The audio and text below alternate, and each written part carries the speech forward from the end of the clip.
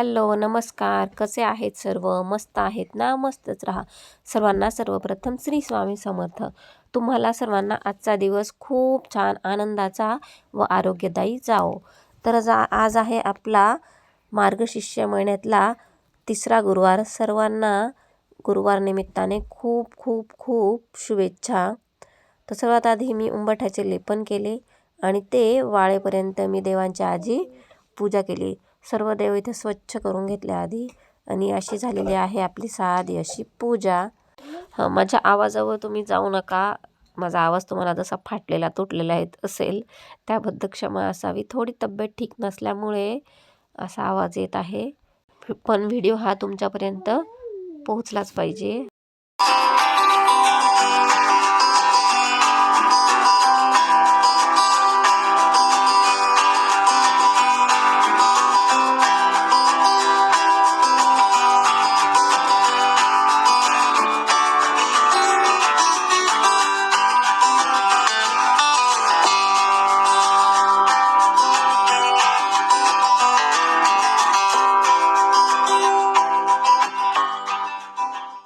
सर्वात आधी उंबरठ्यावर सुंदर अशी आपली या ठिकाणी रांगोळी काढून झालेली आहे. त्यानंतर मी आता पूजेच्या मांडणीला सुरुवात करणार आहे. अशी आपली उंबरठ्याची आजची पूजा झालेली आहे. त्यानंतर सर्वात आधी मी या जागेवर जिथं आपण पूजा मांडणार आहे तिथं स्वस्तिक काढून घेतले आहे. आपण कोणतेही पूजा मांडत असताना सर्वात आधी स्वस्तिक काढून घ्यायचे आहे. स्वस्तिकपासूनच सुरुवात करायची आहे. अशा पद्धतीने मी स्वस्तिक काढून घेतले आहे. नंतर त्यावर हळदी कुंकू अक्षदा अर्पण केलेले आहेत. तर आज मी देवीला कोणत्या रंगाचे वस्त्र परिधान करणार आहे हे थोडंफार हिंट तुम्हाला कळलीच असेल. तर सर्वात आधी मी हळदी कुंकू अक्षदा अर्पण केल्या स्वस्तिकला. त्यानंतर आता आपण पूजेची या ठिकाणी करणार आहोत मांडणी. आता मी पूजेची मांडणी करायला सुरुवात केलेली आहे. तर सर्वात आधी आपण चौरंग मांडून घेतला आहे. चौरंगावर आपण जे पहिल्या गुरुवारापासून तांदूळ वापरले होते तेच चारी पण गुरुवार तांदूळ वापरायचे आहे. सर्वात आधी मी काढले, त्यावर वस्त्र चौरंगावर अंथरले. त्यानंतर मी आता काढत आहे अष्टदल कमल. तर आज मी अष्टदल कमल जरा वेगळे काढणार आहे. तुम्ही पण नक्की बघा मी कशी काढते. तर काहीतरी नवीन पूजेत असलं तर आपल्याला पण खूप छान वाटत असतं. आणि शक्यतो ही जी पूजा आहे गुरुवारची ती 12च्या आत करा, म्हणजे आपल्याला दिवसभर आपल्या घरात देवी आईचा वास असतो आणि आपलं घर दिवसभर आनंदी आणि छान वाटत असते. आपल्याला फ्रेश वाटते दिवसभर एकदम. दिवसभर आपल्या आईचा वास आपल्या घरात असतो. अशा पद्धतीने मी या ठिकाणी काढलेले आहे अष्टदल कमल. त्यावर मी आता हळदी कुंकू अक्षदा अर्पण करणार आहे. त्यानंतर मी आता छोटा पाट ठेवला होता. नंतर त्यावर वस्त्र ठेवून अशा पद्धतीने माझ्याकडे हा वेलवेटचा पीस होता. अशा पद्धतीने माझ्या परीने जसं होईल तसं मी करण्याचा प्रयत्न केला. त्यानंतर कलशात पाणी घेतले, हळदी कुंकू अक्षदा अर्पण केल्या. तसेच 1 रुपयाचा कॉईन आणि दुर्वा होत्या त्या ठेवल्या आहे. त्यानंतर मी पत्री वाहून घेतली, श्रीफळ ठेवून घेतलं आपलं. आणि त्यानंतर मी आता लावत आहे देवी आईचा मुखवटा. आज सर्व दागिने मी देवी आईला मोत्याचे घातले होते. खूप सुंदर देवी आईचं रूप दिसत होतं आज. तसेच ह्या माझ्याकडे कुड्या होत्या, त्या मी देवी आईच्या तिथं अशा लावल्या आहेत. एकंदरीत खूप सुंदर दिसत होतं देवी आईचं रूप. अशी वेणी देखील देवी आईच्या इथं लावली आहे मी. आपल्या नेहमीप्रमाणे पूजा मी मांडून घेतली आहे आणि देवी आईला अशा प्रकारे मी फुलं लावले होते वेणीला. त्यानंतर आपले गणपती बाप्पाची मूर्ती, तसेच महालक्ष्मीची, नंतर कवड्या, नंतर आपण ठेवलेलं आहे श्रीयंत्र. अशा पद्धतीने सर्व देवांची स्थापना करून घेतली आहे. त्यानंतर दूध साखरेचा नैवेद्य दाखवला होता आणि गुळ खोबऱ्याचा देखील दाखवला होता. अशा पद्धतीने आपली झाली आहे छान अशी मांडणी. तर आजचं दिव्याचं रूप कसं दिसतं आहे ते मला नक्की कमेंट्स बॉक्समध्ये सांगा.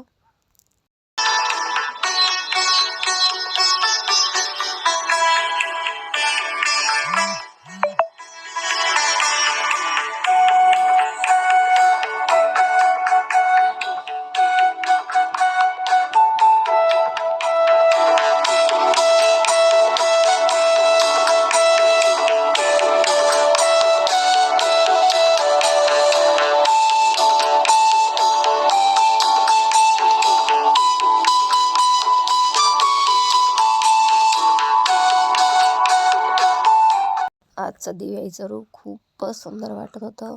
पूर्ण जसं खुलून आल्यासारखं असं वाटतंय. माझी दिष्ट लागेल आईला. इतकं छान रूप दिसत होतं आईचं, नजर हटत नव्हती. कॅमेऱ्यात जितकं कॅप्चर होत नाही तितकं प्रत्यक्ष खूपच सुंदर दिसत होतं. अजून खूप छान दिसत होतं या ठिकाणी. तुम्ही पण श्री महालक्ष्मीचे दर्शन घ्या. हे जे दिवे होते पण ती ह्या दिवाळीला आम्ही कलरिंग केलेले आहेत तेच दिवे आहे. तो जो फ्लॉवरचा दिवा आहे तो 2-3 वर्ष आलेले त्याला घेऊन ते पण घरीच पेंट केले होते. खूप छान दिसत होतो एकंदरीत. आपण आपल्या हाताने जे केलं असं जेव्हा पूजेच्या समोर ठेवतो तेव्हा खूपच अजून आनंद वाटत असतो आपल्याला देखील. अशा पद्धतीने आपली पूजा या ठिकाणी मांडून झालेली आहे. यात जे पण काही चुकलं ते माझं असेल व जे सर्व जे बरोबर असेल ते दिव्याचं असेल.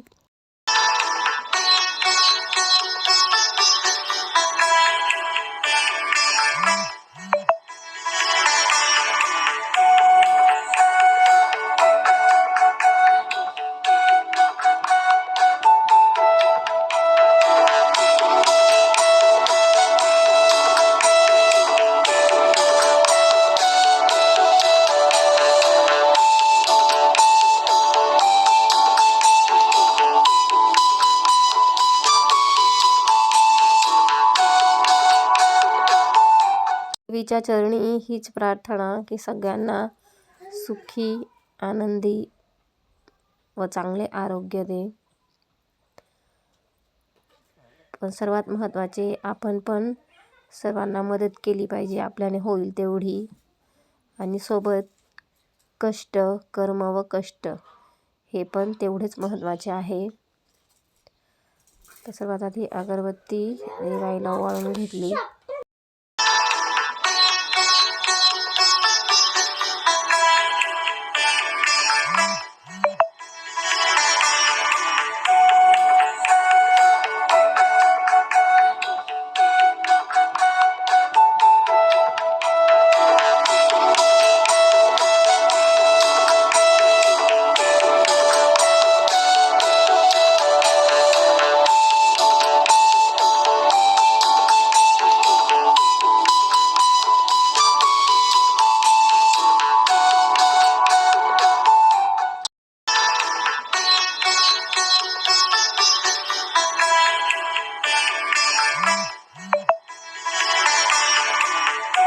आज मी सर्वांच्या समोर पोथी सांगणार आहे.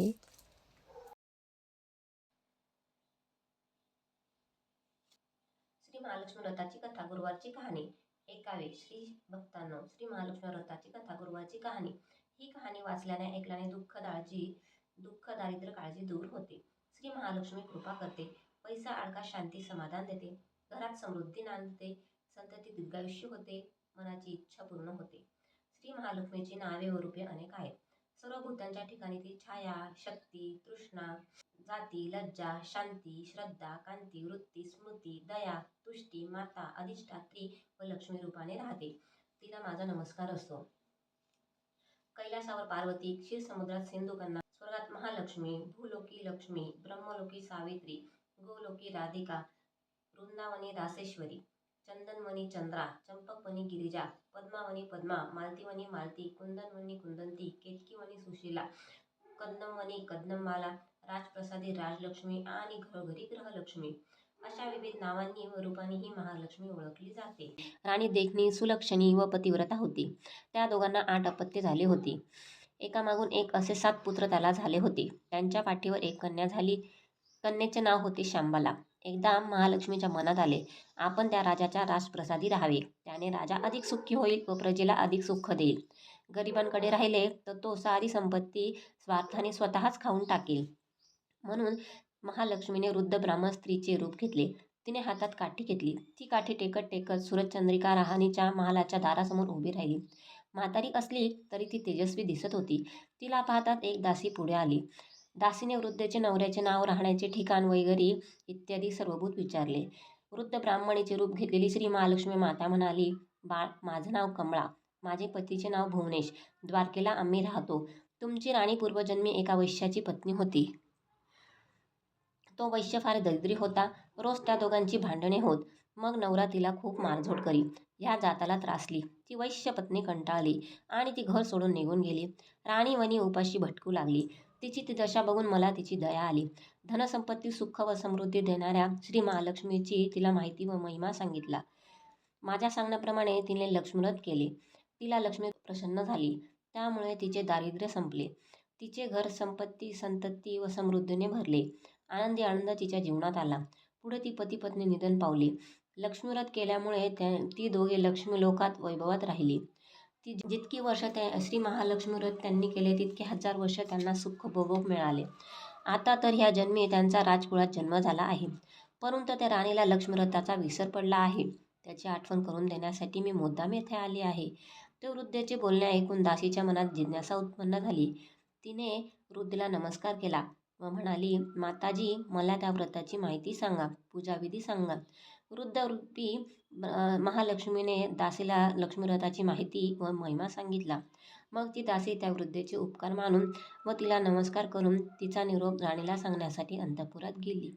राजवैभवात लोळणाऱ्या त्या राणीला आपल्या ऐश्वर्याचा फार गर्व झाला होता. व सत्तेने ती उन्मत्त झाली होती. म्हातारीचा निरोप ऐकून ती रागारागाने आणि तावातावाने आली आणि त्या वृद्ध ब्राह्मण स्त्रीला फटकळपणे बोलली. तिला धक्काबुक्की केली. ती वृद्ध ब्राह्मण स्त्री म्हणजे प्रत्यक्ष महालक्ष्मीच होती हे राणीला कळले नाही. राणीचा तो उद्धटपणा पाहून महालक्ष्मीने तेथे न राहता स्वस्ताने जाण्याचे ठरवले. ती निघाली. थोड्याच अंतरावर तिला शांबाला भेटली. शांबालीला सगळी हकीकत कळली. राजकन्येने त्या वृद्ध ब्राह्मणीची क्षमा मागितली. तेव्हा महालक्ष्मीला तिची दया आली. तिने शांबाला या राजकन्येला लक्ष्मीव्रताची माहिती सांगितली. तो दिवस होता मार्गशीर्ष महिन्यातला पहिला गुरुवार. भावभक्तीने राजकन्येने महालक्ष्मीचे व्रत सांगितल्याप्रमाणे केले. त्यामुळे लवकरच सिद्धेश्वर नावाच्या एका राजाच्या मालाधार नावाच्या राजपुत्राशी तिचा विवाह झाला. तिला सर्व वैभव मिळाले. ती आपल्या पतीसह राजवैभवात नांदू लागली. इकडे महालक्ष्मीचा कोप झाला. त्यामुळे राजा भद्रश्रवा आणि राणी सूरजचंद्रिका यांचे राज्य गेले. राज, ऐश्वर्य, वैभव सर्व गेले. त्यांची अन्नदशा झाली. एके दिवशी सूरजचंद्रिका आपल्या पतीला म्हणाली, आपला जामात राजा आहे, खूप श्रीमंत आहे. त्याच्याकडे जा, आपले हाल सांगा, त्याला दया येईल, तो आपल्याला काही सहाय्य करेल. त्याप्रमाणे भद्रश्रवा जावयाच्या राज्यात आला. एका तळ्याच्या काठी विश्रांती घेण्यासाठी बसला. तो शांबाला राणीच्या दासी पाणी नेण्यासाठी तेथे आल्या. त्यांना भद्रश्रवा दिसला. त्याची राजलक्षणे जाणून त्यांनी त्याचे नावगाव विचारले. त्याने सर्व सांगितले. तो शांबाला राणीचा पिता आहे हे कळल्यावर दासी धावत धावत शांबालीकडे गेल्या. त्यांनी सर्व हकीकत तिला सांगितली. दासींकडून राजवस्त्र पाठवून शांबालीने आपल्या पित्याला मोठ्या थाटामाटात आपल्या राजवाड्यात आणले. आदर सत्कार केला. नाना परीचा पाहुणचार केला. तो परत जायला निघाला तेव्हा तिने हंडा भरून दळण दिले. भद्रश्रवा घरी आला. सूरजचंद्रिकेला आनंद झाला. आपल्या लेकीच्या घरी आला. सूरजचंद्रिकेला आनंद झाला. तिने हंडा उघडला तर तो काय, हंड्यात द्रव्य नव्हते, कोळसे भरलेले होते. महालक्ष्मीच्या अवकृपेने हा चमत्कार घडून आला होता. असे काही दिवस निघून गेले. सूरजचंद्रिका स्वतः आपल्या लेकीच्या घरी गेली. तो दिवस होता मार्गशीर्षातला शेवटचा गुरुवार. शांबालीने लक्ष्मीव्रत केले. आईकडूनही करविले. सूरजचंद्रिका परत आपल्या नगरात आली. तिने लक्ष्मीव्रत केले म्हणून पूर्वीचे सर्व वैभव तिला तिचे परत मिळाले. राज ऐश्वर्य प्राप्त झाले. पुढे काही दिवसांनी शांबाला माहेरी आली. परंतु बापाला कोळसे दिले व आपल्याला काही दिले नाही हा राग सूरजचंद्रिका राणीच्या पोटात खदखदत होता. म्हणून शांबालेला कोणी विचारले नाही. तिचा अपमान झाला, परंतु ती आईवर रागवली नाही. ती तिथून निघाली. निघताना तिने थोडे मीठ बरोबर घेतले. आपल्या राज्यात राजद्रोही आल्यावर तिच्या पतीने तिला विचारले, माहेराहून काय आणले? ती म्हणाली, राज्याची सार आणली. पती म्हणाला, म्हणजे काय? पत्नी म्हणाली, थोडा धीर धरा म्हणजे कळेल. त्या दिवशी तिने सर्व पदार्थ अळणी करायला सांगितले. नवऱ्याला तिने सर्व जेवण वाढले. त्याला सर्व जेवण अळणी लागले. मग तिने ताटात थोडे मीठ वाढले. पदार्थात ते घालताच जेवण रुचकर लागले. हेच ते राज्याचे सार. श्यामबालेच्या पतीला तिचे म्हणणे पटले. मग त्या दोघांनी हास्यविनोद करून भोजन पूर्ण केले. अशा रीतीने जे कोणी हे महालक्ष्मी श्रद्धेने करतील त्या भक्तांवर महालक्ष्मीची कृपा होईल. सुख समृद्धी शांतीचा लाभ होईल. सकळ मनोरथ पूर्ण होईल. देवीला विनंती केलेली प्रार्थना फलद्रूप होईल. मात्र श्रीमंती आल्यावर उतू नये, मातू नये. महालक्ष्मीचे व्रत करायला चुकू नये. दर एक गुरुवारी पोथी वाचायला विसरू नये. महालक्ष्मीचा महिमा पुरवतो भक्तांची कामना. अशी ही श्री महालक्ष्मी व्रताची कथा, गुरुवाची कहाणी सुफळ संपूर्ण. ओम श्री महालक्ष्मी देवै नमः. त्यानंतर मी मस्त अशी आरती केली छान देवीची. अशा प्रकारे आपली पूजा संपन्न झालेली आहे. त्यानंतर देवी आईला साकडं घातलं. सर्वांच्या आयुष्यात सुख समृद्धी भरभराटी ऐश्वर्य व आरोग्य लाभो. सर्वांना बाय. सर्वांना श्री स्वामी समर्थ. बाय. आणि ओम यांनी स्कूलमधून आल्यावर नमस्कार केला. तसेच शिवाने नैवेद्य पण दाखवला. भेटूया नवीन व्हिडिओमध्ये. श्री स्वामी समर्थ.